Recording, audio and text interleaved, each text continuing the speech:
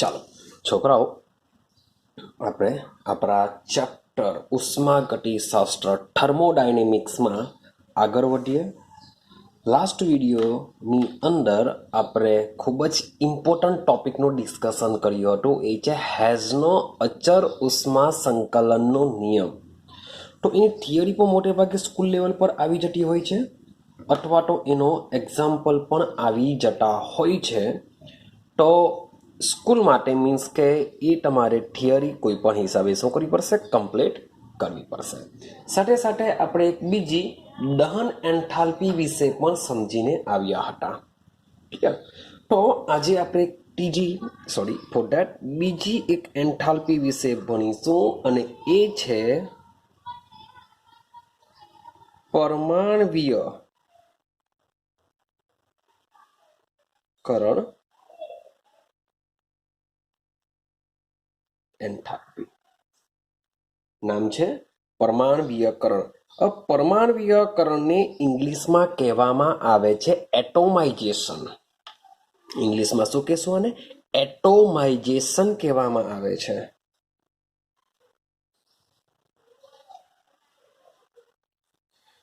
એટોમાઇઝેશન કહેશું. એટોમાઇઝેશન પરથી અને સંજ્ઞા તરીકે ડેલ્ટા એ એચ અને 100% બધું પ્રમાણિતમાં જ લેશું આપણે. તો પરમાણ્વીયકરણ એન્થાલ્પીને ડેલ્ટા એ એચ થી પણ દર્શાવવામાં આવે છે, કારણ કે પરમાણ્વીકરણને ઇંગ્લિશમાં શું કહેશું? આપણે એટોમાઇઝેશન કહેશું. ચાલો હવે સમજો. હવે શબ્દ છે પરમાણ્વીયકરણ. પરમાણ્વીયકરણ એનો શબ્દ છે, માટે એનો મતલબ એવો થશે કે આપણે શામાં રૂપાંતર કરીશું? પરમાણુમાં રૂપાંતર કરીશું. એવું આપણે યાદ રાખીશું કે પરમાણ્વીયકરણનો મતલબ એવો થાય કે આપણે પરમાણુમાં રૂપાંતર કરો. હવે પરમાણુમાં રૂપાંતર કોને થાય? તો ભાઈ જે અણુ છે, જે સંયોજન છે, એમાં જેટલા પણ પરમાણુ હશે એ બધા જ પરમાણુને મારે છૂટા પાડવા છે. મારે શું કરવું પડે? છૂટા પાડવા છે. જે જોડાયેલા પરમાણુ છે તેને મારે છૂટા પાડવા છે. તો એના છૂટા પાડવા માટે થતો જે એન્થાલ્પીનો ફેરફાર છે તેને આપણે પરમાણ્વીયકરણ એન્થાલ્પી આપણે એને કહીએ છીએ. ક્લિયર થાય છે? ચાલો સમજો. આપણે એક એક્ઝામ્પલ દ્વારા આને સમજવાનો પ્રયત્ન કરીએ. માન લો કે મારી પાસે એક્ઝામ્પલ તરીકે એકદમ કોમન એક્ઝામ્પલ લઈએ. H2 અણુ છે. આ H2 અણુમાં 2 હાઇડ્રોજન પરમાણુ છે, જેને મારે આ રીતના અલગ કરવા છે. 2 હાઇડ્રોજનને છૂટા પાડવા છે. તો આના માટેની જરૂરી એન્થાલ્પીમાં થતા ફેરફાર બરાબર હોય છે 435.0 કિલોજૂલ પ્રતિ મોલ. તો સિસ્ટમ જો સમજીએ તો માન લો કે હાઇડ્રોજન છે, હાઇડ્રોજન અણુ છે, આ રીતના જોડાયેલો હશે. મારે જો આ બંને હાઇડ્રોજન પરમાણુને આ રીતના જો અલગ કરવા હોય તો સીધી સિમ્પલ વસ્તુ છે કે આ બંધ મારે તોડવો પડશે, હા કે ના? તો હાઇડ્રોજન વચ્ચેનો જો બંધ તૂટે તો એના 2 પરમાણુઓ આપણે મળે છે. તો આ બંધ તોડીને જે 2 પરમાણુ મળે છે તે દરમિયાન થતા આ પ્રોસેસ દરમિયાન થતા એન્થાલ્પી ફેરફારને શું કહેશું? તેની પરમાણ્વીયકરણ એન્થાલ્પી કહેવાશે. મીન્સ કે જે અણુ છે, અણુમાં જેટલા પણ પરમાણુ હશે એ બધા પરમાણુને મારે છૂટા પાડવા છે. તો એના માટેની જરૂરી એન્થાલ્પી ફેરફારને આપણે શું કહેશું? પરમાણ્વીયકરણ એન્થાલ્પી કહેવાશે. અને જેને દર્શાવવા માટે ડેલ્ટા એ એચ આ રીતના દર્શાવીશું, કારણ કે પ્રમાણિત અવસ્થામાં જ મોટે ભાગે પ્રક્રિયકો અને નિપજો હશે. હવે સવાલ એવો આવે કે આ જે બંધ છે એ બંધ કેટલા છે? મે બી O2 હોય તો એમાં તો 2 બંધ આવે. સમજો કે માન લો કે મારી પાસે O2 છે, તો ઓક્સિજનમાં તો શું હશે? O ડબલ બંધ O આ રીતના હશે. માન લો કે મારી પાસે N2 હોય તો એમાં તો N ટ્રિપલ બંધ N હશે. તો જેટલા હાઇડ્રોજનમાંથી મીન્સ કે આપણે છૂટા હાઇડ્રોજન પરમાણુને છૂટા પાડવા માટે જો મને 435.0 કિલો જૂલ પ્રતિ મોલ ઉર્જાની જરૂર પડી હોય તો ભાઈ O2 માટે કેટલી જરૂર પડશે? મે બી વધારે જરૂર પડશે. N2 માટે કેટલી જરૂર પડશે? વધારે જરૂર પડશે. કેમ? કારણ કે એ લોકો પાસે અહીંયા ટ્રિપલ બંધ છે, અહીંયા ડબલ બંધ છે. તો મારે આ જે બંધ છે એ બંધનું બી ઇન્ડિકેશન કરવું પડશે. તો શું લખી શકાય કે એક મોલ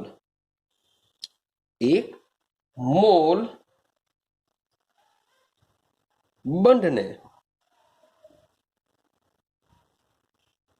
સંપૂર્ણપણે તેના પરમાણુઓને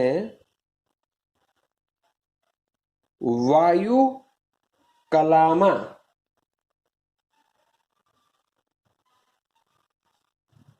તોડવા માટે થતા એન્થાલ્પી ફેરફારને તેની પરમાણવીયકરણ એન્થાલ્પી કહે છે. ક્લિયર થાય છે? મીન્સ કે આ જે વેલ્યુ છે H માટે છે તેવી વેલ્યુ O માટે અલગ હશે, N માટે બી કેવી હશે? અલગ હશે. કારણ કે બંનેમાં H2 અણુ, O2 અણુ, N2 અણુ છે બધા સેમ, પણ એની અંદર આવેલા જે બંધ છે બંધની સંખ્યા કેવી છે? અલગ અલગ છે. માટે એક મોલ બંધને સંપૂર્ણપણે આને આપણે તોડવો પડશે.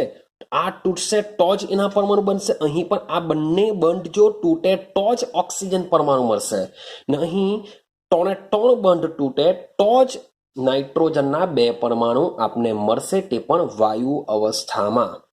ક્લિયર? તો 3 બંધને તોડીને આપણે જે નાઇટ્રોજનના 2 પરમાણુ વાયુ અવસ્થામાં મેળવીએ છીએ તો આ દરમિયાન થતા એન્થાલ્પી ફેરફારને શું કહેશું? તેની પરમાણવીયકરણ એન્થાલ્પી કહે છે. આઈડિયા આવે છે? ચાલો તો સમજો કે આપણે 3 એક્ઝામ્પલ જોયા. એક તો જોયો H2, બીજો જોયો O2, ત્રીજો જોયો N2. હવે H2 નો કિસ્સો જો વિચારીએ, આપણે શું વિચારીએ? H2 નો કિસ્સો જો વિચારીએ તો આ બધા કેવા છે? ડ્રીઅણુ છે. આ બધા કેવા છે? ડ્રીઅણુ. મીન્સ કે આ પણ ડ્રીઅણુ કહેવાશે, આ પણ ડ્રીઅણુ કહેવાશે, આ પણ ડ્રીઅણુ કહેવાશે. દ્વિપરમાણવીય અણુ. ડ્રીઅણુનો મતલબ શું થશે? દ્વિપરમાણવીય અણુ એટલે કે 2 પરમાણુ ભેગા થઈને અણુ બનતા હશે એવા હશે. એને કહેશું આપણે દ્વિઅણુ. આઈડિયા આવે છે? દ્વિઅણુનો મતલબ શું થશે? કે 2 પરમાણુ ભેગા થઈને જ્યારે અણુ બનતો હોય તેને આપણે દ્વિઅણુ કહેશું. તો દ્વિઅણુની જ્યારે વાત કરતા હોઈએ ત્યારે એની જે પરમાણવીયકરણ એન્થાલ્પી ઇઝ ઇક્વલ ટુ આપણે વિયોજન એન્થાલ્પી કહી શકીએ છીએ. કે H2 અણુની આપણે વિયોજન એન્થાલ્પી બી કહેશું તો બી આટલી જ આવશે, અને પરમાણવીયકરણ એન્થાલ્પી કહીશું તો પણ શું આવશે? આટલી જ આવશે. ક્લિયર થાય છે? કે વિયોજન એટલે કે એને છૂટા પાડવા. તો H2 જે પણ દ્વિઅણુ છે, O2 લઈ લો, N2 લઈ લો, Cl2 લઈ લો, જે પણ 2 પરમાણુ ભેગા થઈને અણુ બનતા હશે તે લોકો માટે તેની પરમાણવીયકરણ એન્થાલ્પી જેટલી હોય તેટલી જ તેની શું હશે? વિયોજન એન્થાલ્પી હશે. કારણ કે એ લોકો દ્વિઅણુ છે. એટલે કે HH વચ્ચેનો આપણે બંધને બ્રેક કરીએ છીએ તો એને પણ વિયોજન એન્થાલ્પી જ કહેવાશે. HH વચ્ચેના બંધને બ્રેક કરીએ છીએ, એક બંધને તોડીએ છીએ તો એના માટેની જે જરૂરી ઉર્જા છે તેને બી શું કહીએ છીએ? આપણે વિયોજન એન્થાલ્પી કહીએ છીએ. ને જે સિસ્ટમથી મને જે H પરમાણુ 2 મળવાના તેને આપણે પરમાણવીયકરણ એન્થાલ્પી પણ કહી શકીએ. પણ આ બંને કેવા હોય છે? સિમિલર હોય છે. તમે O2 લેવ, N2 લેવ, બધા માટે ચાલશે. દ્વિઅણુ માટે આ કિસ્સો હોય છે કે એની પરમાણવીયકરણ એન્થાલ્પી બરાબર જ વિયોજન એન્થાલ્પી હોય છે. પરંતુ માની લઈએ કે આપણે એક્ઝામ્પલ તરીકે અન્ય કંઈ પણ લઈ લો. તમે H2O લઈ લો, CCl4 લઈ લો, CH4 લઈ લો, તો આ બધા દ્વિઅણુ નથી. તો અણુ સિવાયના અણુ માટે આ બંને એન્થાલ્પી કેવી હશે? અલગ અલગ હશે. આવે છે? ચાલો, તો હવે આપણે એક એવું એક્ઝામ્પલ લઈએ કે જેમાં માન લો કે એક્ઝામ્પલ તરીકે એઝ ઇટ ઇઝ જે છે તે CH4 આપણે લઈ લઈએ. ચાલો, હવે CH4 નું જો મારે પરમાણવીયકરણ કરવું હોય તો આની અંદર બે પરમાણુ છે, એક છે કાર્બન, એક છે હાઇડ્રોજન. આ ગેસ અવસ્થામાં લઈ લઈએ છીએ આપણે, મિથેન વાયુ અવસ્થામાં હોય છે. તો ભાઈ એમાંથી પરમાણવીયકરણ દ્વારા મને કાર્બન છૂટો પડશે વત્તા 4 હાઇડ્રોજન છે, માટે 4H ગેસ. તો આ રીતના મને કાર્બન અને હાઇડ્રોજન આપણે છૂટા પાડીશું. તો આના માટેની જે એટોમાઇઝેશન એન્થાલ્પી છે એ પણ પ્રમાણિત અવસ્થામાં એની વેલ્યુ હોય છે 1665 કિલોજૂલ પ્રતિ મોલ. તો મિથેનમાં રહેલા કાર્બન અને હાઇડ્રોજન પરમાણુને છૂટા પાડવા માટેની જે ઉર્જા હોય છે તે કેટલી હોય છે? 1665 જેટલી વેલ્યુ હોય છે. હવે આ વેલ્યુ આપણે એવું નહીં કહી શકીએ કે આ વિયોજન એન્થાલ્પી બી આટલી હશે, ના.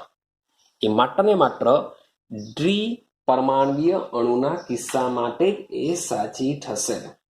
ક્લિયર થાય છે? ચાલો, સેમ વસ્તુ આ પણ ગેસ અવસ્થામાં છે, અહીં આ પણ ગેસ અવસ્થામાં છે, અહીં આ પણ ગેસ અવસ્થામાં છે, બધા જ ગેસ અવસ્થામાં છે. હવે હજુ એક એક્ઝામ્પલ સમજજો. માન લો કે મારી પાસે સોડિયમ મેટલ છે. મારી પાસે શું છે? સોડિયમ મેટલ છે અને એ સોલિડ હોય છે. ઓરડાના તાપમાને કેવું હોય છે? સોલિડ હોય છે. હવે છે શું? આ પરમાણુ જ છે. સોડિયમ મેટલ, સોડિયમ પરમાણુ જ છે. હવે એ ઓલરેડી પરમાણુ છે, પણ આપણો પરમાણુ કઈ અવસ્થામાં હોવો જોઈએ? ગેસ અવસ્થામાં હોવો જોઈએ. જે પણ પરમાણુ આપણે ઉત્પન્ન પરમાણવીયકરણ એન્થાલ્પીમાં જે પણ પરમાણુ હશે એ પરમાણુ કઈ અવસ્થામાં હોવા જોઈએ? ગેસ અવસ્થામાં હોવા જોઈએ. આ તો સોલિડ છે. સોલિડમાંથી આપણે રૂપાંતર શામાં કરવું પડશે? ગેસમાં કરવું પડશે. તો આના માટેની પણ એટોમાઇઝેશન એન્થાલ્પી હોય છે અને એ એટોમાઇઝેશન એન્થાલ્પીનું મૂલ્ય છે 108.4 કિલોજૂલ પ્રતિ મોલ. બધા પોઝિટિવ વેલ્યુ જ આવશે, કારણ કે હંમેશા આપણે શું કરવી પડશે? બંધને તોડવા માટે ઉષ્મા આપવી જ પડશે. નહીં સોલિડનું કન્વર્ઝન ગેસમાં કરવા માટે પણ ઉષ્માની જરૂર પડશે. તો આ જે એન્થાલ્પી છે એ એન્થાલ્પી તમે કહી શકો છો આ તમારી ઉર્ધ્વપાતન એન્થાલ્પી પણ કહી શકો છો આને. એટલે કે પરમાણવીયકરણ એન્થાલ્પી ઇઝ ઇક્વલ ટુ ઉર્ધ્વપાતન એન્થાલ્પી. એટલે કે આવા કિસ્સામાં કે જ્યારે મેટલ મીન્સ કે પરમાણુ સ્વરૂપે જ છે પણ એ સોલિડ સ્વરૂપમાં છે, તો સોલિડમાંથી મારે રૂપાંતર કરવું છે ગેસમાં. તો સોલિડમાંથી ગેસમાં રૂપાંતર કરવા માટે જે પણ ઉર્જાનો ફેરફાર હશે એ ઉર્જાને તમે ઉર્ધ્વપાતન એન્થાલ્પી બી કહી શકો, એને તમે પરમાણવીયકરણ એન્થાલ્પી પણ કહી શકો છો. એવી આવે છે. તો આ બધી વસ્તુ પરમાણવીકરણ એન્થાલ્પીમાં યાદ રાખવાની હોય છે. તો એક સીધો સિમ્પલ કન્સેપ્ટ છે, મીન્સ કે બહુ કંઈક ધાર નથી મારવાની. રેડી? ચાલો, તો આપણે આગળ જઈએ. આગળની વાત કરીએ આપણે બંધ એન્થાલ્પીની વાત કરીએ. આ બંધ એન્થાલ્પીને બંધ એટલે કે આપણે ઇંગ્લિશમાં એને બોન્ડ કહીએ છીએ. જેમ્સ બોન્ડ નથી ભાઈ, આપણો જે બે પરમાણુ વચ્ચે રચાતો જે છે એ બંધ, એને આપણે ઇંગ્લિશમાં બોન્ડ કહીએ છીએ. 100% બધું પ્રમાણિત અવસ્થામાં લેશું તો એને દર્શાવવા માટેની સંજ્ઞા છે. હવે તમે ચેપ્ટર નંબર રાસાયણિક ચોથું અને આગળનું ચેપ્ટરનું મીન્સ કે તમે વિચાર કરશો તેમાં આપણી બંધ એન્થાલ્પી આવી ગયેલી છે કે 1 મોલ વાયુરૂપ બંધને તોડવા માટેની જરૂરી ઉર્જાને તેની બંધ એન્થાલ્પી કહેશું. ક્લિયર છે? તો બંધ એન્થાલ્પી પર સેમ આ જ રીતના આપણે વાત કરીશું. કેમ? કારણ કે આપણે ભણીએ છીએ રાસાયણિક વિજ્ઞાન. આપણે ભણીએ છીએ રસાયણ વિજ્ઞાન મીન્સ કે કેમેસ્ટ્રી ભણીએ છીએ. ને કેમેસ્ટ્રીમાં હંમેશા શું સંકળાયેલી હશે? ભાઈ પ્રક્રિયાઓ સંકળાયેલી હશે. હવે આ જે પ્રક્રિયાઓ છે તેમાં શું હશે? તમે પ્રક્રિયક લેશો, પ્રક્રિયકનું વોટ એવર કંઈ બી થતું હશે અને નિપજમાં રૂપાંતર પામતું હશે. તો પ્રક્રિયકનું નિપજમાં રૂપાંતર એક એક્ઝામ્પલ લઈને સમજીએ કે માની લો કે એકદમ સીધું સિમ્પલ એક્ઝામ્પલ લેવું. મારી પાસે HCl છે, મારી પાસે શું છે? એક એસિડ લીધો, મેં એક બીજો લઈ લીધો, બેઝ લઈ લીધો NaOH. મીન્સ કે એસિડ અને બેઝ વચ્ચેની પ્રક્રિયાને તટસ્થીકરણની પ્રક્રિયા કહેશું. હવે તટસ્થીકરણની પ્રક્રિયામાં શું થશે? આ બંધ બ્રેક થશે, આ બંધ બ્રેક થશે. બનશે શું કે આ જે Cl છે Na સાથે જશે અને બનાવી દેશે NaCl, વત્તા આ H છે એ OH સાથે જશે, બનાવી દેશે HOH. તો તમે જોઈ શકો છો કે આ જે બંધો છે એ બધા બંધો કેવા છે? જૂના બંધ છે. એટલે કે પહેલેથી મોલેક્યુલમાં હાજર છે જ, એ આપણા જૂના બંધ છે. અહીં જે બંધ જે બને છે એ કેવા છે? નવા બંધ બને છે, માટે તમને નવા સંયોજન મળે છે. માટે રાસાયણિક પ્રક્રિયામાં જે પણ પ્રક્રિયકો હશે એ પ્રક્રિયકોમાં જૂના બંધ તૂટતા હોય છે અને સાથે સાથે નવા બંધ બનતા હોય છે. એટલે કે રાસાયણિક પ્રક્રિયા એવું કહી શક્યા કે જે રાસાયણિક પ્રક્રિયા છે એ પ્રક્રિયા બંધ તોડવા અને બંધ રચના સાથે સંકળાયેલી છે.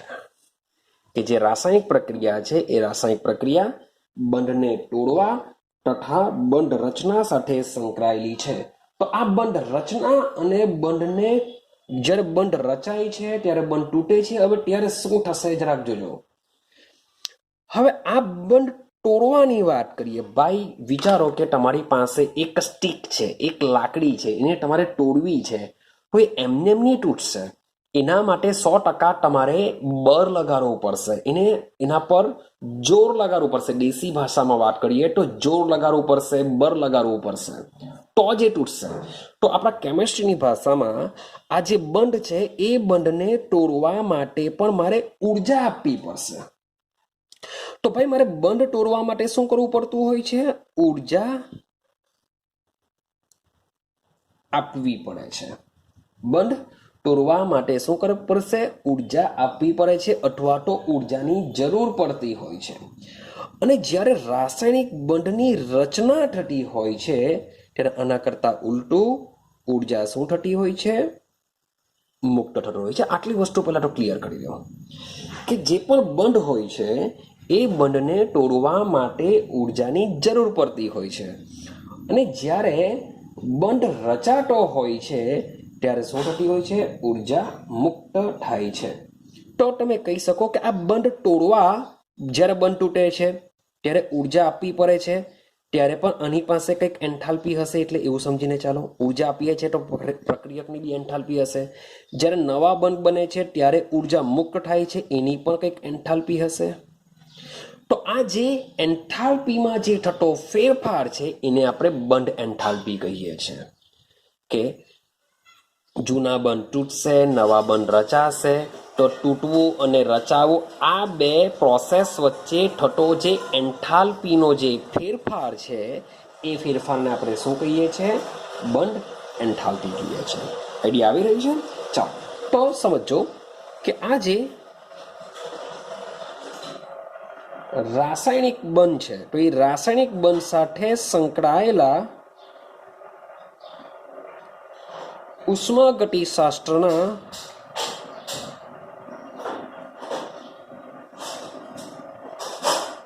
બે પર્યાયોનો આપણે ઉપયોગ કરીશું. રાસાયણિક બંધ સાથે સંકળાયેલા ઉષ્માગતિશાસ્ત્રના બે પર્યાયોનો વાત કરીશું. આ જે બી વાત કરીએ છીએ એ એન્થાલ્પી માટે વાત કરીએ છીએ, એ યાદ રાખજો. આ જે પણ વાત કરીએ છીએ કોના માટે વાત કરીએ છીએ? ઉષ્મા, ઉર્જા, એ બધી એન્થાલ્પી ફેરફાર. ટોપિક જ આપણો એન્થાલ્પી ફેરફાર ચાલે છે. સમજો તો કયા બે પોઈન્ટ છે? તો પહેલો પોઈન્ટ છે કે બંધ વિયોજન એન્થાલ્પી. પહેલો પોઈન્ટ સમજવો પડશે બંધ વિયોજન એન્થાલ્પી. હવે બંધ વિયોજન એટલે કે બંધને તોડવા માટે આપવી પડતી ઉર્જા, ત્યારે થતો એન્થાલ્પીનો ફેરફાર. કે અણુ પાસે પહેલેથી જ ઉર્જા હશે એટલે કે એની એન્થાલ્પી, તોડ્યા પછીની એન્થાલ્પી કેટલી હશે એના પરથી બંધ વિયોજન એન્થાલ્પી ગણી શકીએ છીએ. અને બીજો એક પર્યાય તમારે સમજવો પડશે, સરેરાશ બંધ એન્થાલ્પી. બીજું શું સમજવું પડશે? આપણે સરેરાશ બંધ એન્થાલ્પી પણ સમજવું પડશે. તો બંને વસ્તુને આપણે સમજીએ. ચાલો, તો સૌથી પહેલા આપણે બંધ વિયોજન એન્થાલ્પીની જ્યારે વાત કરીએ ત્યારે આપણે લેશું દ્વિ પરમાણવીય અણુની વાત કરીએ. સૌથી પહેલા આપણે વાત કરીશું દ્વિપરમાણવીય અણુ.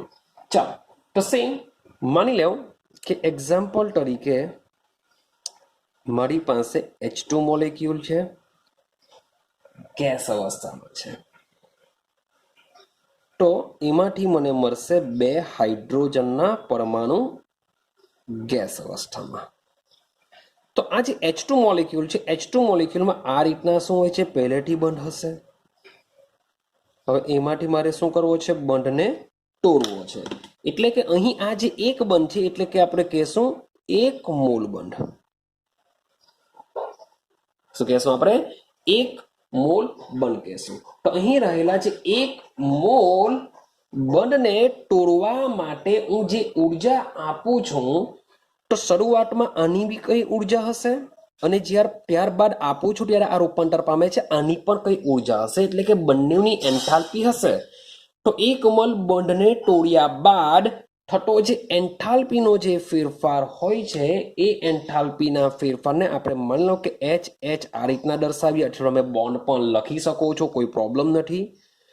તો આની જે વેલ્યુ હોય છે એ હોય છે 435.0 કિલોજૂલ પ્રતિ મોલ. હવે તમે કહેશો સર આ વેલ્યુ તો પરમાણવીયકરણ એન્થાલ્પીની છે. તો યાદ કરો, મેં તમને કીધેલું છે કે દ્વિપરમાણવીય અણુના કિસ્સામાં તેની બંધ એન્થાલ્પી બરાબર પરમાણવીયકરણ એન્થાલ્પી હોય છે, અથવા વિયોજન એન્થાલ્પી, અને આપણે વિયોજન કહેશું. તો એની વિયોજન એન્થાલ્પી બરાબર શું હોય છે? પરમાણવીયકરણ એન્થાલ્પી હોય છે. વિયોજન એન્થાલ્પી બરાબર પરમાણવીયકરણ એન્થાલ્પી. ક્લિયર થાય છે? ચાલો, સમજતા જજો. તો આ પ્રક્રિયા, આ જે બી રિએક્શન છે એ પ્રક્રિયા સાથે સંકળાયેલી જે એન્થાલ્પીનો ફેરફાર છે એ ખરેખર જોવા જઈએ કે આ પ્રોસેસનો જે એન્થાલ્પી ફેરફાર છે એ એન્થાલ્પી ફેરફાર HH બંધની વિયોજન એન્થાલ્પી બરાબર જ હોય છે. કારણ કે તમે આને તોડશો એનું વિયોજન બી કહેવાશે, અથવા તો એને આપણે પરમાણવીયકરણ એન્થાલ્પી તરીકે પર સમજીને આવેલા છે. તો દ્વિપરમાણવીય અણુના કિસ્સામાં તેની વિયોજન એન્થાલ્પી બરાબર શું હોય છે? પરમાણવીયકરણ એન્થાલ્પી આપણે કહી શકીએ છીએ. ક્લિયર છે? તો સમજીએ આપણે. ચાલો સમજો.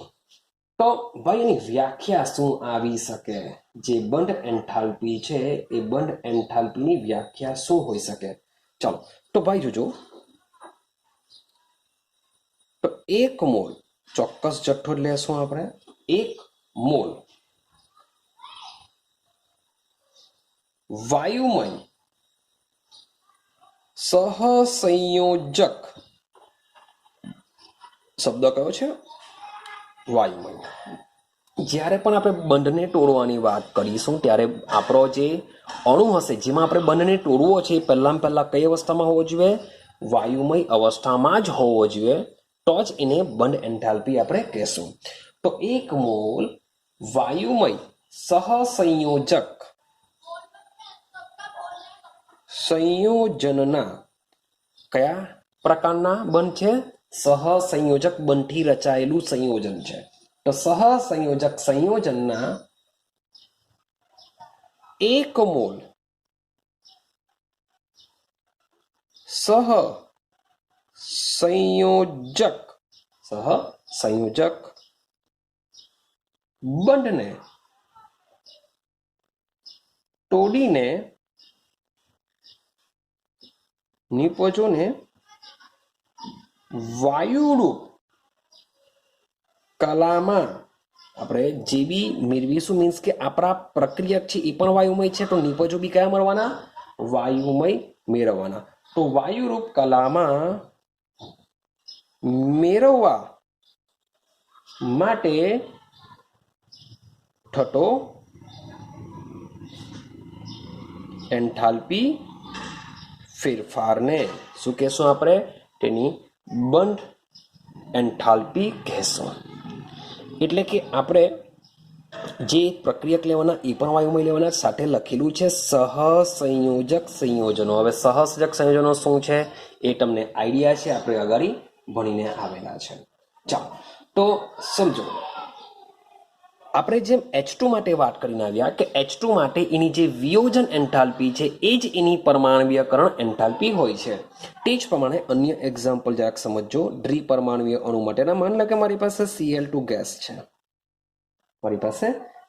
ગેસ છે, જો આને જો તોડી નાખું તો મને 2 ક્લોરીન પરમાણુ તે પણ ગેસ અવસ્થા મળશે. જો ગેસ અવસ્થામાં જ છે, હંમેશા ગેસ અવસ્થામાં હોવું જોઈએ.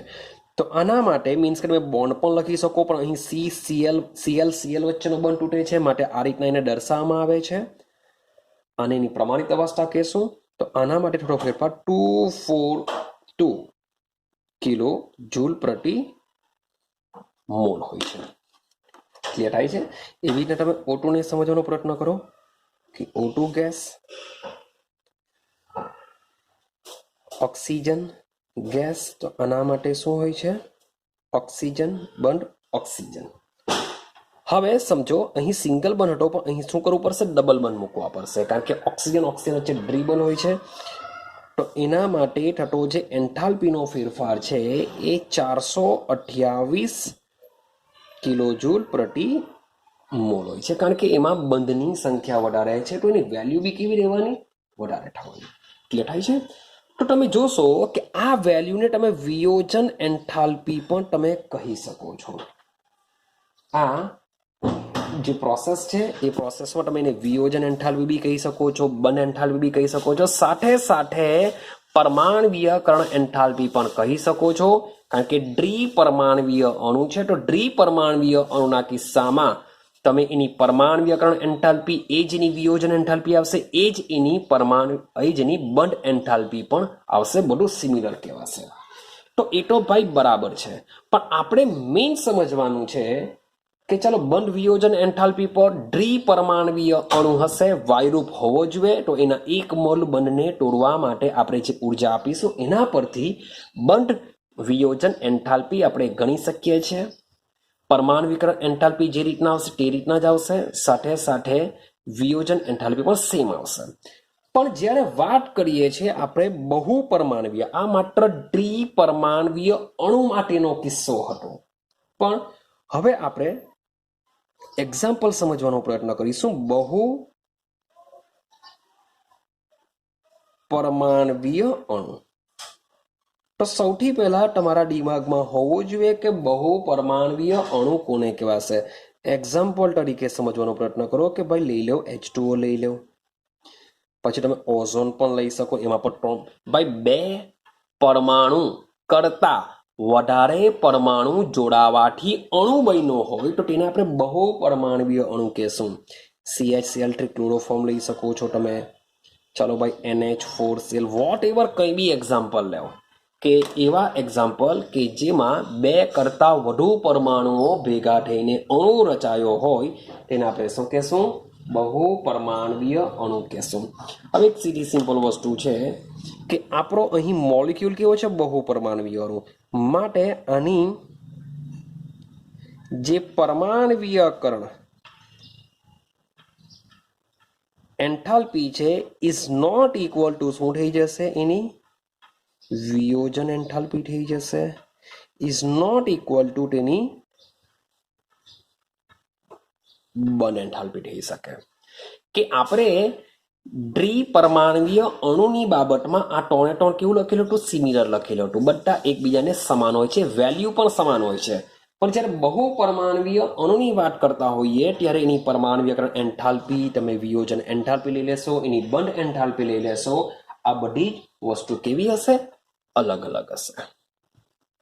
તો કેવી રીતના અલગ હશે, શા માટે અલગ હશે, હવે એને સમજીએ. મતલબ કે એક સીધું સિમ્પલ એક્ઝામ્પલ ફરીથી આપણે સમજવાનો પ્રયત્ન કરીએ. આપણે લઈએ છે CH4, તે પર કઈ અવસ્થામાં લઈશું? ગેસ અવસ્થામાં લઈશું. તો ત્યારે મારે કાર્બન મીન્સ કે જેટલા બી બન હશે એ બધા બંને હું તોડી નાખું. મીન્સ કે આ રીતના હોય છે CH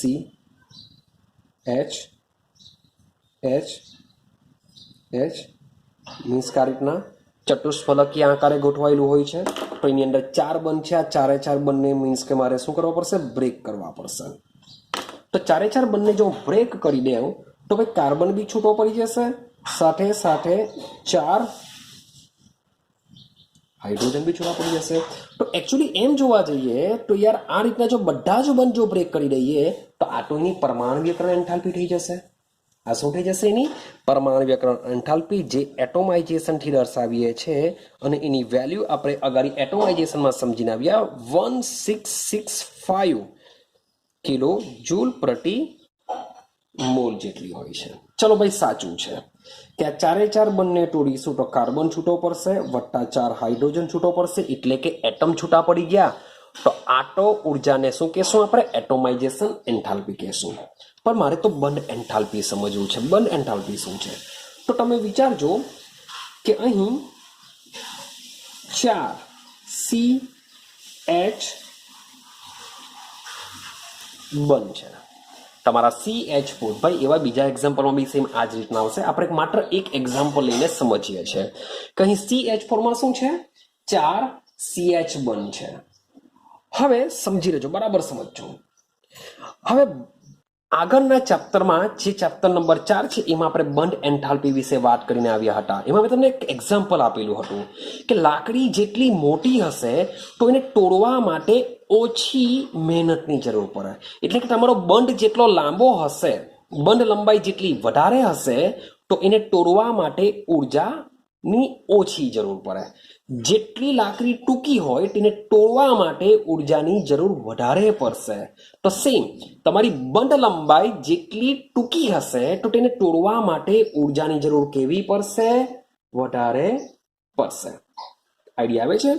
તો મીન્સ કે સવાલ એવો આવે કે અહીં જે 4 CH બંધ છે એ ચારે ચાર CH બંધની બંધ લંબાઈ કેવી હશે? તો ભાઈ કહી દઉં કે ચારેય બંધની બંધ લંબાઈ સમાન હોય છે. ફિટ કરી દેજો દિમાગમાં કે અહીં carbon hydrogen, carbon hydrogen, carbon hydrogen, carbon hydrogen જેટલા પણ બંધ છે એ દરેકે દરેક બંધની બંધ લંબાઈ કેવી હોવી જોઈએ? સમાન છે.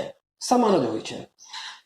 અને સાથે સાથે એક બીજો પોઈન્ટ કહું છું કે તમે કોઈ પણ એક બંધને તોડશો તેના માટેની જરૂરી ઉર્જા પણ સમાન હોય છે. મને કે હું નંબરિંગ આપું 1 2 3 4. તો પહેલા નંબરનો જે બંધ છે એ બંધને તોડવા માટે જેટલી ઉર્જાની જરૂર પડશે એટલી જ ઉર્જા, મતલબ કે 427 કિલો જૂલ પ્રતિ મોલ જેટલી ઉર્જાની જરૂર પડશે. તો આ 2 નંબરના બંધને તોડવા માટે પણ એટલી જ ઉર્જાની જરૂર પડે. જો મે બી તમે 3 નંબરના બંને તોડવા માંગતા હોય સૌથી પહેલા તો એના માટે પણ એટલી જ ઉર્જાની જરૂર પડશે, 427. સેમ ચોથા નંબરના બંધને તોડવાનો પ્રયત્ન કરો, એના માટે પણ એટલી જ ઉર્જાની જરૂર પડતી હોય છે. એટલે કે શરૂઆતમાં આ ચારે ચાર બંધો કેવા છે? સમાન છે. સમાન છે એટલે કે બધાની બંધ લંબાઈ પણ સમાન છે. એટલે કે તેને તોડવા માટેની જે જરૂરી ઉર્જા છે એ પણ કેવી હોવાની? સમાન હોવાની. ચાલો, તો માની લઈએ કે આપણે શું કરીએ? કોઈ પણ એક બંને બ્રેક કરી દઈએ, કારણ કે બધા સિમિલર છે એટલે બ્રેક કરી દઈએ. સમજો કે મારી પાસે CH 4 છે, 100%ની વસ્તુ છે. બંધ એન્થાલ્પીમાં તમારો જે પણ પ્રક્રિયા હશે એ વાયુ સ્વરૂપમાં હશે. તો એક બંને તોડી દઉં તો રહેશે શું? CH3 એ પણ ગેસ અવસ્થામાં રહેશે. શામાં રહેશે? ગેસ અવસ્થામાં રહેશે. વત્તા એક હાઇડ્રોજન છૂટો પડી જશે. તો આના માટેની લખીએ છીએ હવે કાર્બન હાઇડ્રોજન. તો કયો બંધ તૂટેલો છે એના માટે આપણે શું લખીશું? અહીં બંધ. હવે તમે કહેશો સર બોન્ડ હતું. ભાઈ બોન્ડને ગુજરાતીમાં બંધ કહેવાશે એટલે તમે બંધ લખી શકો છો. તો એ એન્થાલ્પી મેં તમને વાત કરી કેટલી છે? 427 કિલો જૂલ પ્રતિ મોલ છે. તો ભાઈ આ જે કાર્બન હાઇડ્રોજન તમે બંધને તોડ્યો છે તો તમે કોઈ બી એક બંધ તોડી નાખો. પહેલો તોડો, બીજો તોડો, ક્યાં પહેલો, ક્યાં બીજો, ક્યાં ત્રીજો, કે ચોથો, કોઈ બી તોડો. એના માટેની જરૂરી ઉર્જા કેટલી થશે? આટલી થશે. તો હવે રહી ગયા ટોન. હવે મજાની વાત છે, હવે સમજો. હવે તમારો એક બંધ તૂટી જવાને લીધે હવે આ 3 બંધની બંધ લંબાઈ એક સરખી રહેતી નથી. આઈડિયા આવે છે કે પહેલા શું હતું? માન લો કે દોરડી ખેંચની કોમ્પિટિશન ચાલે છે. આ બાજુ 2 જણા ઉભા રહેલા છે, આ બાજુ 2 જણા ઉભા રહેલા છે. ભાઈ બરાબર ચાલતી છે કોમ્પિટિશન, બરાબર ચાલી રહી છે. પણ માન લો કે એક જણા જો ચાલ્યો જાય તો હવે અહીં રહી એક જ ને અહીં રહી 2, તો ભાઈ હવે સંતુલન શું થશે? ખોરવાઈ જશે. તો અહીં પણ એક બંધ તૂટી ગયા બાદ હવે એનું સંતુલન કેવું થઈ જશે? ખોરવાઈ જશે. એટલે કે બધાની બંધ લંબાઈ કેવી થઈ જશે? બદલાઈ જશે. તો સમજો કે માન લો કે મારી પાસે હવે જે CH3 છે એ ગેસ અવસ્થામાં જશે. હવે 3 માંથી હજુ પણ એક બંધને તોડું તો રહેશે શું? CH2 ગેસ વત્તા H ગેસ. એટલે કે 3 જે કાર્બન હાઇડ્રોજન બંધ છે એમાંથી હજુ પણ એકને તોડી નાખું તો એના માટેની એન્થાલ્પી યાદ રાખજો આટલી હોતી નથી, પણ એની જગ્યાએ હોય છે 439 કિલો જૂલ પ્રતિ મોલ જેટલી હોય છે. આઈડિયા આવે છે કે એક બંધને તોડ્યા બાદ બાકી રહેતા જે બંધો છે હવે સમાન રહેતા નથી, પહેલા જેવા રહેતા નથી. તો સમજી શકો છો 427 અહીં થઈ ગઈ 439, મીન્સ કે થોડી ઘણી કેવી થઈ ગઈ? વધી ગઈ. બંધ મે બી ટૂંકા થયા હશે એવું આપણે કહી શકીએ, એવું આપણે અનુમાન લગાવી શકીએ. સેમ હજુ બી અગાડી જાઓ. માન લો કે મારી પાસે છે CH2 ગેસ અવસ્થામાં. તો હજુ પણ બંને જો તોડું તો રહેશે CH ગેસ વત્તા હાઇડ્રોજન ગેસ. તો એના માટેની જે બંધ એન્થાલ્પી છે એની વેલ્યુ હોય છે 452. ભાઈ હું પ્લસ લખતો નથી. કેમ નથી લખતો? કારણ કે બંધને તોડવા માટે હંમેશા ઉર્જા આપવી પડે છે. એટલે કે આ પ્રોસેસ ઉષ્મા શોષક જ હોય છે. ઉષ્મા શોષક હોય તો 100% ડેલ્ટા H ની વેલ્યુ હંમેશા શું આવે? પ્લસ જ આવે. દિમાગ ચાલવું જોઈએ કે બંધને તોડવા માટે ઉર્જા આપીએ છે એટલે કે પ્રક્રિયકના અણુની ઉષ્મામાં વધારો થવાનો, માટે વેલ્યુ શેમાં આવશે? પ્લસમાં જ આવે, માઇનસમાં નહીં આવે. ક્લિયર? તો તમે ત્રીજા બંધને તોડવા માટેની ઉર્જા તમે ચેક કરશો કેટલી થઈ ગઈ? 452 થઈ ગઈ. જો હજુ પણ કાર્બન હાઇડ્રોજન બંધ છે તો હવે આપણે ચલો તો કાર્બન હાઇડ્રોજન ગેસ અવસ્થામાં જશે. તો એમાં રહેલો જે લાસ્ટ બંધ છે એ લાસ્ટ બંધને બી હું તોડી નાખું. જે છેલ્લો બંધ છે છેલ્લા બંધને બી તોડી નાખા. તો ભાઈ એના માટે બંધ એન્થાલ્પી જે હોય છે એની વેલ્યુ હોય છે 347, મીન્સ કે જો એકદમ ઘટી ગઈ. લાસ્ટ બંધ છે એમાં પાછી એકદમ ઘટી ગઈ કિલો જૂલ પ્રતિ મોલ. તો તમે ચેક કરશો કે આ જે બધા બંધની જે એન્થાલ્પી છે એ બધા જ બંધની એન્થાલ્પી કોઈની પણ સેમ આવતી નથી. પણ ક્યારની વાત ચાલે છે? જો તમે એક એક બંધને તોડતા જાઓ તો. પણ શરૂઆતમાં મેં તમને સમજાવ્યું કે શરૂઆતમાં જ્યારે 4 બંધો હોય છે ત્યારે બધાની બંધ લંબાઈ સમાન હોય છે, જુદી જુદી હોતી નથી, બધાની સમાન હોય છે. પણ જો તમે કોઈ એક બંધને તોડી નાખો પછી આ 3 બંધ પણ સમાન રહેતા નથી. બધાની બંધ લંબાઈ કેવી થઈ જશે? ચેન્જ થઈ જતી હોય છે. પણ શરૂઆતમાં કેવી હોય, જ્યારે કોઈ પણ બંધ તૂટ્યો ન હોય ત્યારે બધાની બંધ લંબાઈ સમાન. માટે તમે કોઈ પણ બંને તોડવાનો પ્રયત્ન કરશો તો એની વેલ્યુ 427 જ આવશે. પણ એક બંને તોડી નાખ્યા બાદ બાકી રહેતા જે 3 બંધ છે પછી એ જુદી જુદી બંધ લંબાઈ ધરાવતા હોવાથી એની બંધ એન્થાલ્પી પણ જુદી જુદી હોય છે. ક્લિયર છે? હવે સમજો. હવે આ 4 બંધને તોડવા માટે તમે જે ઉર્જા આપી છે એ ઉર્જાનો સરવાળો કરશો તો 1665, જે આપણે દર્શાવી છે CH4 ની એટોમાઇઝેશન એન્થાલ્પી 1665 કિલો જૂલ પ્રતિ મોલ જેટલી હોય છે. માટે જ હું લઈ લઉં ખાલી CH4 ગેસ અવસ્થામાં, કાર્બન ગેસ વત્તા 4 હાઇડ્રોજન ગેસ. એના માટે આપણે લખીએ છીએ ડેલ્ટા AH, મીન્સ કે જેટલા પણ પરમાણુ છે એ બધા જ જેટલા પણ અણુની અંદર પરમાણુ છે બધા પરમાણુને છૂટા જો કરી દઈએ તો એના માટે આટલી ઉર્જાની જરૂર પડતી હોય છે, જેને શું કહેવાશે? એટોમાઇઝેશન એન્થાલ્પી કહેવાશે. તો વિચારો, માન લે કે મારે મિથેનની બંધ એન્થાલ્પી સમજવી હોય તો શું કરીએ? હવે શું કરીએ? પેલામાં H માં તો આપણે H2 માટે બોલી દીધું કે એની પરમાણુ વિકરણ એન્થાલ્પી હશે, એ જ એની વિયોજન એન્થાલ્પી હશે, એ જ એની બંધ એન્થાલ્પી હશે. O2 ની અંદર બી આ જ રીતના થશે, N2 ની અંદર બી આ જ રીતના થશે, Cl2 ની અંદર પણ આ જ રીતના થશે. એ તો દ્વિપરમાણવીય અણુનો કિસ્સો છે. પણ આવા બહુ પરમાણવીય અણુના કિસ્સામાં આપણે લેશું જે આપણે બીજો ભાગની વાત કરી હતી, સરેરાશ બંધ એન્થાલ્પી લેશું. મીન્સ કે જેટલી પણ એન્થાલ્પી છે એ એન્થાલ્પીનો આપણે શું કરીશું? સરેરાશ કરીશું. માટે આપણે એક પોઈન્ટ લખી શકીએ અહીં કે આવા બહુ પરમાણવીય અણુ માટે એન્થાલ્પી ફેરફારનું શું કરવામાં આવે છે? સરેરાશ કરવામાં આવશે. જો સરેરાશનું જે બી વેલ્યુ આવશે એ CH4 ની શું કહેવાશે? બંધ એન્થાલ્પી કહેવાશે. કેમ? કારણ કે 4 બંધને એકવાર બંધને તોડ્યા બાદ તેની બંધ એન્થાલ્પી કેવી હોય છે? જુદી જુદી હોય છે, એક સમાન નથી. બધા બંધની એન્થાલ્પી જુદી જુદી હોય છે. માટે આપણે ખાલી માત્ર ને માત્ર CH4 ટોટલ આખા અણુ માટે બંધ એન્થાલ્પી જોઈશું. આપણે કે બધા માટે કંઈ અલગ અલગ યાદ નથી રાખવાના કે પેલા બંને તોડવા માટે કેટલી, બીજા માટે કેટલી. આપણે મોટે ભાગે શું કહીએ છીએ કે CH4 માટે બંધ એન્થાલ્પી કેટલી, એવું આપણે બોલીએ છીએ. માટે આવા બહુ પરમાણવીય અણુના કિસ્સામાં આપણે શું કરીશું? સરેરાશ કાઢીશું. હવે સરેરાશમાં શું કરીશું કે ભાઈ ડેલ્ટા કાર્બન હાઇડ્રોજન, જો હું લખું શું છું કે કાર્બન હાઇડ્રોજન બંધની બંધ એન્થાલ્પી જે છે એ ટોટલ કેટલા બંધ છે? 4. માટે 1/4 અને લઈ લેશું આપણે એટોમાઇઝેશન એન્થાલ્પી. ભાઈ છે કંઈ નથી, આ બધું જ છે.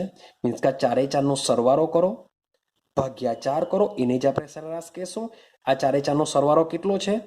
1665 ભાગ્યા 4 બંધ છે એટલે ભાગ્યા 4 કરી દેવા, અથવા તો દરેકનો સરવાળો તમે કરો એ આટલો જ આવશે, ભાગ્યા 4 કરી દેવ તો તમને વેલ્યુ મળશે 416 કિલો જૂલ પ્રતિ મોલ. માટે કહેવામાં આવે છે કે મિથેનની બંધ એન્થાલ્પી 416 કિલો જૂલ પ્રતિ મોલ છે. આઈડિયા આવે છે કે મિથેનમાં કાર્બન હાઇડ્રોજન, શબ્દ બોલું છું, મિથેનમાં કાર્બન હાઇડ્રોજન બંધ એન્થાલ્પી ઇઝ ઇક્વલ ટુ કેટલી હોય છે? 416 કિલો જૂલ પ્રતિ મોલ. અહીંયા શબ્દ લખેલો છે મિથેનમાં. શબ્દ શું લખેલો છે? મિથેનમાં આપણે વાત કરી છે. એનો મતલબ શું થાય કે માત્ર ને માત્ર મિથેન માટે વાત ચાલે છે. હું કોઈ બીજા મોલેક્યુલ માટે વાત કરતો નથી. કેમ? કારણ કે બીજા બધા સંયોજનમાં જે કાર્બન હાઇડ્રોજન બંધ જો હાજર હોય તો એ બંધ માટેની બંધ એન્થાલ્પી આટલી હોતી નથી. કંઈક દિમાગમાં ઉતરે છે કે મિથેનમાં રહેલા કાર્બન, હું એમ નથી કહ્યું કે કોઈ પણ સંયોજનના કાર્બન હાઇડ્રોજન બંધની બંધ એન્થાલ્પી 416 હશે, ના, એવું નથી. માત્ર મિથેનમાં આટલી હોય છે, માત્ર મિથેનની અંદર આટલી હશે, કાર્બન હાઇડ્રોજન બંધને તોડવા માટેની ઉર્જા આટલી હશે.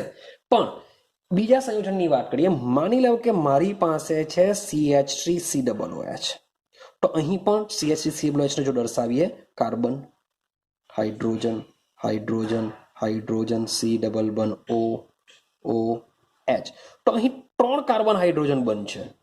તો આ 3 કાર્બન હાઇડ્રોજન બંધ માટેની બંધ એન્થાલ્પી 416 હોતી નથી. ચાલો અન્ય કોઈ એક્ઝામ્પલ લો. માન લો કે CH3 CH2Cl લઈ લો, એમાં પણ CH બંધ હશે, આમાં પણ CH બંધ હશે, આમાં પણ તમને 416 જોવા મળશે નહીં. ત્યાર પછી કોઈ બી બીજું એક્ઝામ્પલ લો. ચાલો CH3CN લઈ લઈએ આપણે, તો અહીં પણ 3 CH બંધ છે. તો અહીં 3 CH બંધની પર બંધ એન્થાલ્પી 416 કિલોજૂલ પ્રતિ મોલ હોતી નથી. તો આવા બધા એક્ઝામ્પલોમાં જો તમારે બંધ એન્થાલ્પી ગણવી હોય તો હેઝના નિયમનો ઉપયોગ કરીને તમે બંધ એન્થાલ્પી પણ જાણી શકો છો. ક્લિયર થાય છે? બરાબર સમજી લેજો. હવે તમે જોશો તો આ જે બંધ એન્થાલ્પી છે, બંધ એન્થાલ્પી ઇમ્પોર્ટન્ટ છે. શા માટે ઇમ્પોર્ટન્ટ છે? કારણ કે એ જૂના બંધ તૂટે તથા નવા બંધ રચાય એ બંનેની એન્થાલ્પીમાં થતા ફેરફારથી ઉદ્ભવે છે. માટે જો આપણે વાયુ કલામાંથી પ્રક્રિયાનું પાકકથન કરી શકીએ છીએ, મીન્સ કે ભાઈ પ્રક્રિયા થશે કે નહીં થશે એ પણ આપણે કહી શકીએ છીએ. જો આપણો પ્રક્રિયક વાયુ અવસ્થામાં હોય તો વાયુ અવસ્થામાં પ્રક્રિયકો એકબીજા સાથે પ્રક્રિયા કરશે કે નહીં કરશે એનું પાકકથન આવી એન્થાલ્પી દ્વારા, એટલે કે બંધ એન્થાલ્પી દ્વારા આપણે કરી શકીએ છીએ. ક્લિયર છે? હવે બરાબર સમજજો. હવે વાત કરું છું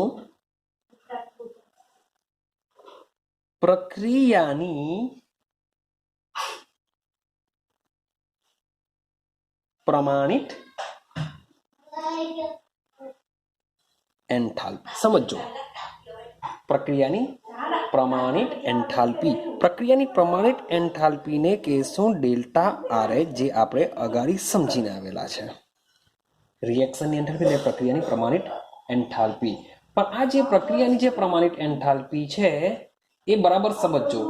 આપણે એનું સૂત્ર એકવાર લખી દો, પછી આપણે વાત કરીએ. તો પ્રક્રિયાની પ્રમાણિત એન્થાલ્પી વાયુ કલામાંથી, શબ્દ છે ગેસ અવસ્થામાં લેશું, વાયુ કલામાંની પ્રક્રિયામાંના, એટલે કે જે બી રિએક્શન હશે એ રિએક્શનમાંના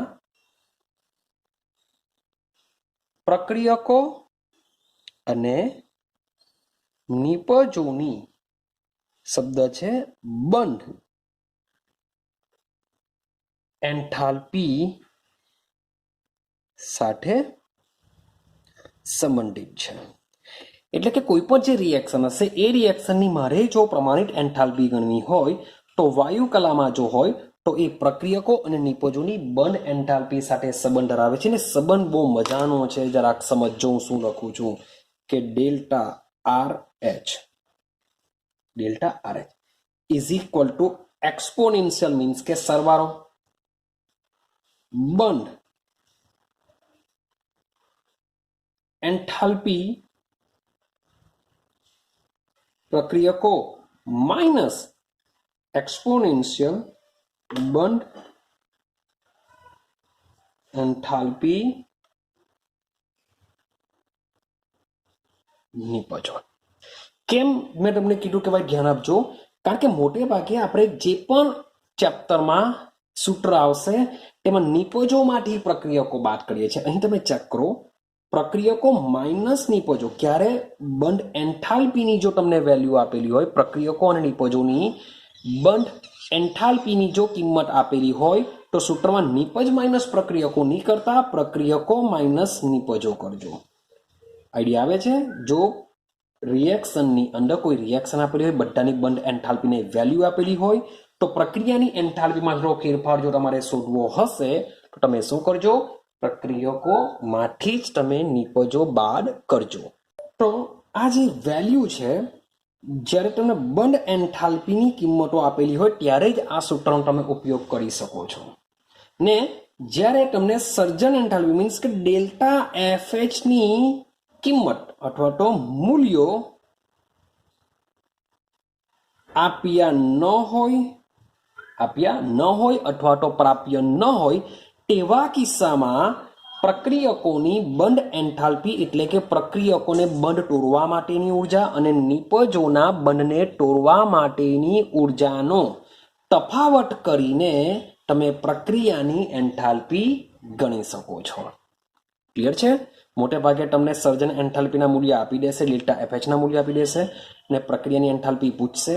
પરંતુ જો ડેલ્ટા એફએચના મૂલ્ય ન આપ્યા હોય અને બંધ એન્થાલ્પીની વેલ્યુ જો આપેલી હોય તો બંધ એન્થાલ્પી માટે પહેલું યાદ રાખવાનું છે, પ્રક્રિયકો માટે નિપજો બાદ કરીશું. આના માટે નિપજોમાંથી પ્રક્રિયકો બાદ કરીએ છીએ, પણ બંધ એન્થાલ્પી માટે પ્રક્રિયકોમાંથી નિપજો બાદ કરીશું. ક્લિયર? તો પ્રક્રિયકોની બંધને તોડવા માટેની ઉર્જા માઇનસ નિપજની બંધને તોડવા માટેની ઉર્જાના બાદબાકી કરીને પ્રક્રિયાની એન્થાલ્પી મેળવી શકીશું. અને આ જે વેલ્યુ જે આવતી હોય છે એ યાદ રાખજો, એવું કહેવામાં આવે છે આંસડા પદ્ધતિ હોય છે, એટલે કે એપ્રોક્સિમેટલી હોય છે, એક્ઝેક્ટ વેલ્યુ હોતી નથી. અને તે પણ ક્યારે કામ કરશે? જો તમારી આખી રિએક્શન વાયુ રૂપમાં હોય તો જ. તમારી આખી જે રિએક્શન છે એ રિએક્શન જો વાયુ રૂપમાં આવેલી હોય તો જ તમે આનો ઉપયોગ કરી શકો છો. ક્લિયર થાય છે? તો આ છે તમારી બંધ એન્થાલ્પી. બહુ સિમ્પલ છે, બંધને તોડવા માટેની ઉર્જા. તો મીન્સ કે તમારો દ્વિપરમાણવીય અણુ હશે તો દ્વિપરમાણવીય અણુના કિસ્સામાં તમારી પરમાણવીયકરણ એન્થાલ્પી, બંધ એન્થાલ્પી, વિયોજન એન્થાલ્પી બધું ઇક્વલ હોય છે, એટલે કે ઇઝીલી આપણે શોધી શકીશું. પરંતુ જ્યારે બહુ પરમાણવીય અણુની કિસ્સાની વાત કરીશું ત્યારે બંધ એન્થાલ્પી શોધવા માટે આપણે શું કરવું પડતું હોય છે? સરેરાશ પદ્ધતિનો ઉપયોગ કરવો પડતો હોય છે. જેમ કે મિથેનનું એક્ઝામ્પલ દ્વારા આપણે સમજવાનો પ્રયત્ન કર્યો છે. એવું જ એક્ઝામ્પલ તમે CCl4 વિશે બી વિચારી શકો.